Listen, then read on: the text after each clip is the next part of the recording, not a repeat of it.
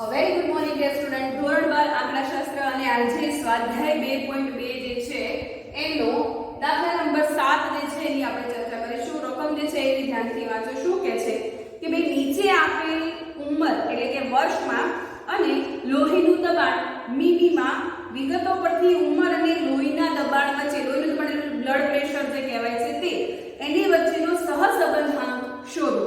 હવે અહીંયા ઉંમર જે છે એ આપેલી છે. ઉંમર જે છે આપણે x ચલ x તરીકે લીધેલી છે. લોહીનું જે દબાણ આપેલું છે ચલ y તરીકે લીધેલું છે.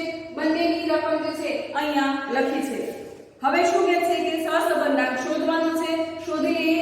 દાખલાની રકમ જે તમને આપેલી છે એમાં તમને ક્યાંય કોઈ પણ જગ્યાએ ક્રમ લખેલો નથી. એનો મતલબ કે અહીંયા સ્પીયરમેનનો ક્રમાંક સહસંબંધાંકની રીતથી આપણે શોધી શકીશું નહીં. કયો લઈ શકીશું?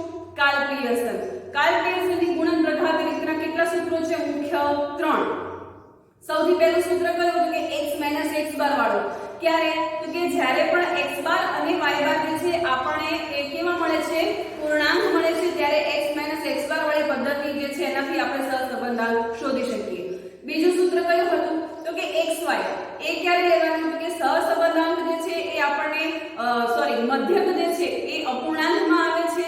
બીજું કે ભાઈ એની કિંમતો ચલ x અને ચલ y ની કિંમતો બહુ નાની નાની હોય એવા સંજોગોમાં પેલું xy વાળું સૂત્ર જે છે એ વાપરીને આપણે સહસંબંધાંક શોધીએ છીએ. ત્રીજું સૂત્ર જે છે uv વાળું. એ ક્યારે વાપરવાનું? તો કે સહસંબંધાંક મધ્યક જે છે અપૂર્ણાંકમાં આવે છે. ચલ x અને ચલ y ની કિંમતો બહુ મોટી છે. આવા સંજોગોમાં આપણે જે છે uv વાળી રીત વાપરીએ.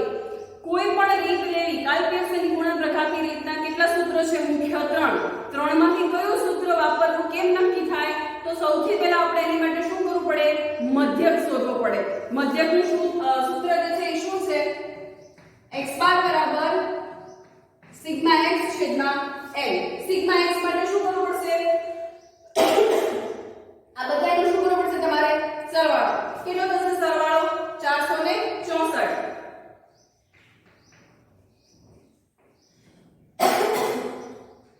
એવી જ રીતે જે છે y ચલ y જે છે એનો સરવાળો કરી લઈએ. એનો કેટલો થાય છે? સિગ્મા y બરાબર હવે જે છે મૂકીએ 464. સિગ્મા x આવે 464. n કેટલા આપ્યા છે આપણને? 1 2 3 4 5 6 7 અને 8. n બરાબર 8. કેટલા થશે અહીંયા? 58. તો n x બાર કેટલો મળે આપણને? 58. હવે એવી રીતે શું શોધીશું આપણે? y બાર. y બાર નું સૂત્ર શું? y બાર બરાબર સિગ્મા y છેદમાં n. સિગ્મા y કેટલો આપ્યો છે? 1153. અને n કેટલો છે? 8. કેટલો થશે? 144 પોઈન્ટ સમથિંગ થશે. કેટલું થાય છે? 125. જો ભાઈ આ પૂર્ણાંકમાં આવ્યું, આ અપૂર્ણાંકમાં આવ્યું, બરોબર છે? એટલે x - x બાર વાળી રીત આપણે અહીંયા વાપરી શકીશું નહીં. ઈ નક્કી થઈ ગયું. તો હવે xy વાળી રીત જુઓ કે ભાઈ અપૂર્ણાંક છે અને xy વાળી રીત ક્યારે? તો કે ચલની કિંમતો કેવી હોય? નાની હોય. અહીંયા ચલની કિંમતો કેવી આપે છે? મોટી. તો અહીંયા xy વાળું સૂત્ર પણ આપણે વાપરી શકીશું નહીં. તો હવે કયું વધ્યું? uv વાળું. બરાબર છે? તો uv વાળું સૂત્ર શું હતું? r બરાબર n sigma uv minus sigma u into sigma v છેદમાં વર્ગમૂળની અંદર n સિગ્મા u નો સ્ક્વેર u નો હોલ સ્ક્વેર માઈનસ નો. એવી જ રીતે n sigma v square minus sigma v નો હોલ સ્ક્વેર. ભાઈ આવું કંઈક સૂત્ર હતું. બરોબર છે? હા.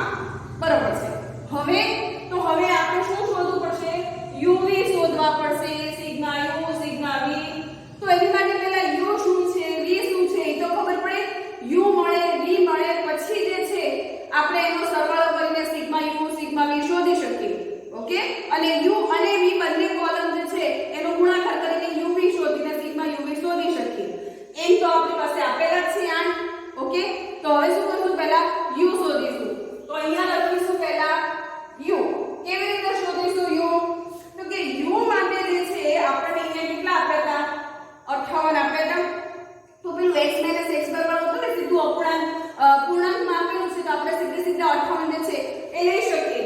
u કેવી રીતે શોધીશું તો કે x - 58 કરીશું એટલે આપણને આપણો u મળી જશે.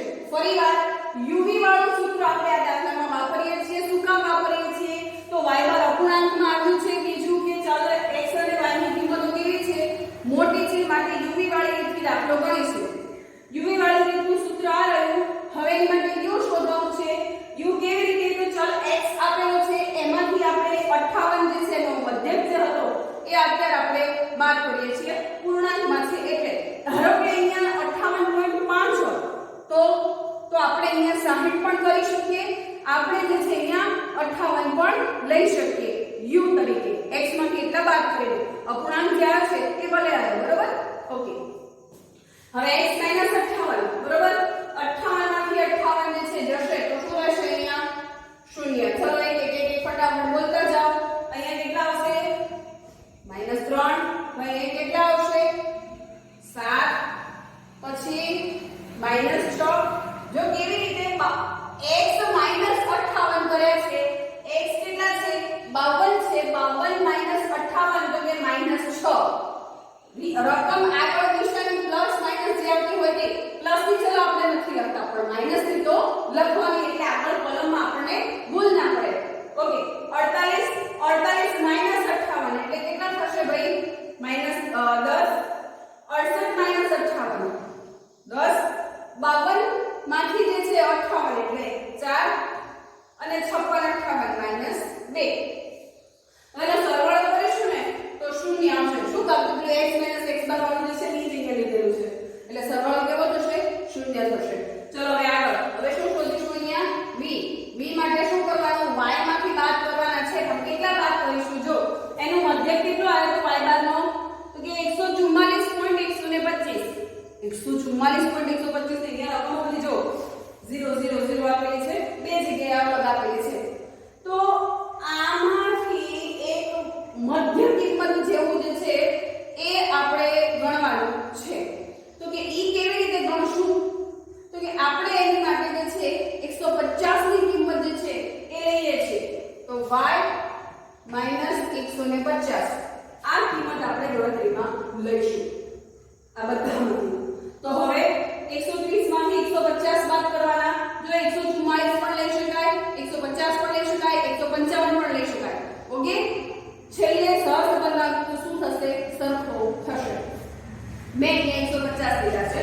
જો 130 માંથી 150 20 0 150 માંથી 0 0 130 -20 140 -10 158 8 155 5 140 -10.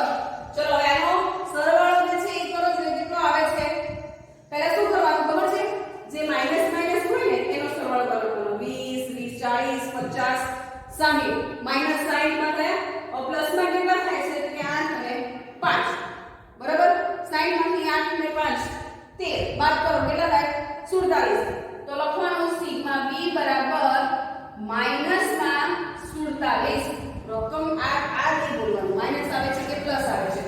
અહીંયા તો ખબર જ છે કે ભાઈ સિગ્મા u બરાબર શું થશે 0. છતાંય કસરની માટે કરી જતો 0 જ આવશે.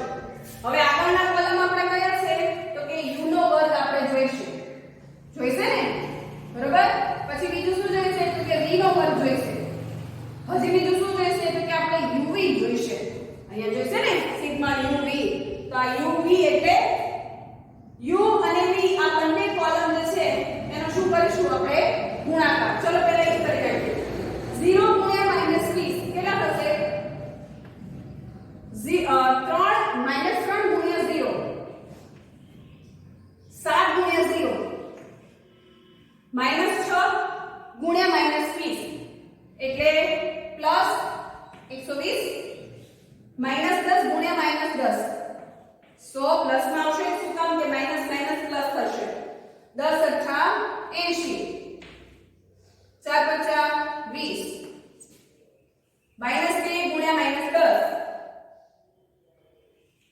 20 બરોબર. ચલો હવે આનો સરવાળો કરી નાખો ફટાફટ. સિગ્મા u v બરાબર કેટલા થાય છે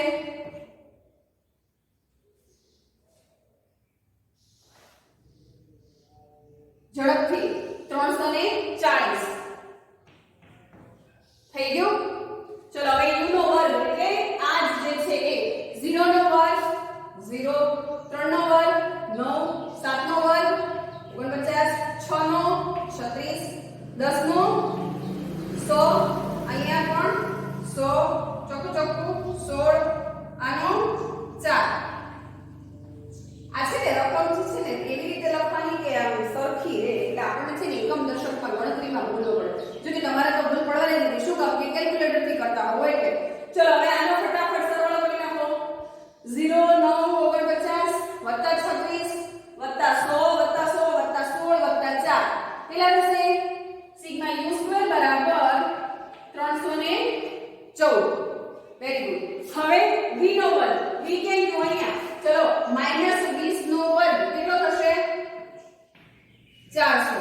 અહીંયા 0 નો વર્ગ 0 0 નો વર્ગ 0 -20 નો વર્ગ 400 10 નો વર્ગ 100 8 નો વર્ગ 64 5 નો વર્ગ 25 10 નો વર્ગ 100. ચલો ભાઈ હવે આનો સરવાળો કરો. 400 + 400 + 64 + 25 + 100 કેટલા થશે? સિગ્મા v સ્ક્વેર બરાબર 1082. બરોબર છે? હાલો ભાઈ હવે શું કરીશું? મેઈન કામ આપણું શું છે? સૂત્રની અંદર બધી કિંમતો મૂકી દેવાની. અત્યાર સુધીની જેટલી ગણતરી કરી ખૂબ ધ્યાનથી આપણે કરી છે. ક્યાંય કશી કોઈ ભૂલ આપણે કરી નથી. હવે કે આ સૂત્રની અંદર બધી રકમ મૂકી દેવાની છે. n કેટલા આપ્યા છે? 8. uv સિગ્મા uv કેટલા છે? 340 માઈનસ સિગ્મા u કેટલું થશે ભાઈ? 0. સિગ્મા v ક્યાં આપ્યું છે? હારે કેટલું છે? -47. હવે n sigma u square n કેટલો છે? 8. Sigma u square 314. Sigma u નો વર્ગ જે છે એ એટલે 0 નો વર્ગ. ચલો એવી રીતે v ની વિગત. સિગ્મા v સ્ક્વેર 1082 અને સિગ્મા v નો વર્ગ -47. ચાલો ફટાફટ કેલ્ક્યુલેટર જે છે ઈ ચલાવવા માંડો. અહીંયા કેટલા આવશે? ઝડપથી કરજો હો ફટાફટ. મારીથી પહેલા લખાઈ જવું જોઈએ તમારે. ચલો હું અહીંયા પૂરું કરું ત્યાં તમારે પૂરું થઈ જવું જોઈએ. હવે તો ફક્ત ગણતરી કે અને અહીંયા કેલ્ક્યુલેટરની મદદથી કરવાની છે ભાઈ. આમાં બીજું વધારાનું કાંઈ છે નહીં. હાલો ઝડપથી કરી નાખો.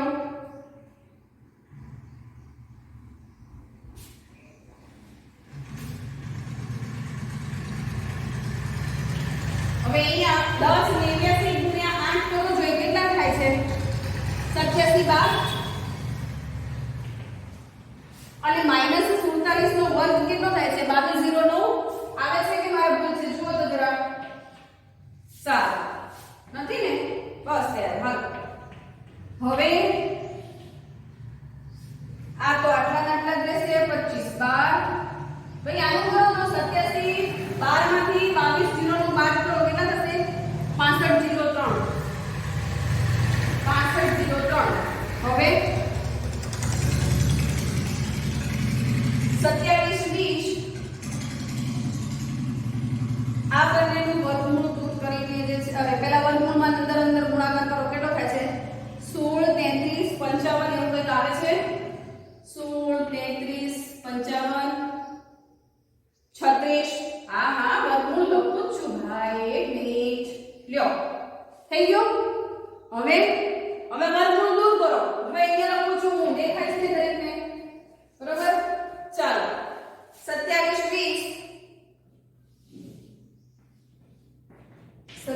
20 વર્ગમૂળ દૂર કરતા રકમ જે છે એ કેટલી આવે છે ભાઈ? 40 41.72. બરોબર છે? અને હવે આમાંથી આ કરો તો 0.67 આવે છે. જેને આવે છે એનો જવાબ આવી ગયો. ઓકે.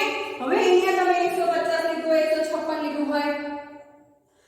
જો બહુ જે છે ને મોટી કિંમતો લેવા જાવ ને હે y કરતા પણ આપણે જે છે નોર્મલ કરતા વધારે છે કે 160 કેવું લીધું ને તો ઓલમોસ્ટ જે છે ને બધી કિંમતો કેવી આવે ખબર છે માઈનસમાં આવે અને જેટલું નાનું લે એટલું પ્લસમાં આવે વચ્ચેની કિંમત લઈએ ને તો પ્લસ માઈનસ જવાય એટલે અને આપણે દાખલામાં ક્યાંય બહુ ભૂલ થવાની શક્યતા રહે નહીં છેલ્લો જવાબ આપણો 0.67 બરોબર મેં બાજુ લખ્યું તમારી બાજુ લખવાનું નથી તમારે નીચે લખવાનું એક પછી એક સ્ટેપ તરીકે આ બધી ગણતરી ભલે કેલ્ક્યુલેટરમાં કરતા હોઈએ છતાં પણ એમાં દર્શાવવાની બરોબર છે મેં અહીંયા લખ્યું નથી પણ અહીંયા તમારે 27 20 -0 કરીને અહીંયા બીજી વખત 27 20 એમ લખવાનું ઓકે બધા સ્ટેપની ગણતરી જે છે એ કરવાની તો આ હતી આપણી ત્રીજા સૂત્રવાળી ગણતરી યુવી મેથડ છે કે નહીં સહેલી ઓકે તો આ રીતે જે છે દાખલા બધા યુવી વાળા જે હોય કે જેનું મધ્યક જે છે અપૂર્ણાંકમાં આવે છે જો x અને y ની કિંમતો મોટી છે તો યુવી વાળી રીતથી આપણે દાખલા ગણી શકીએ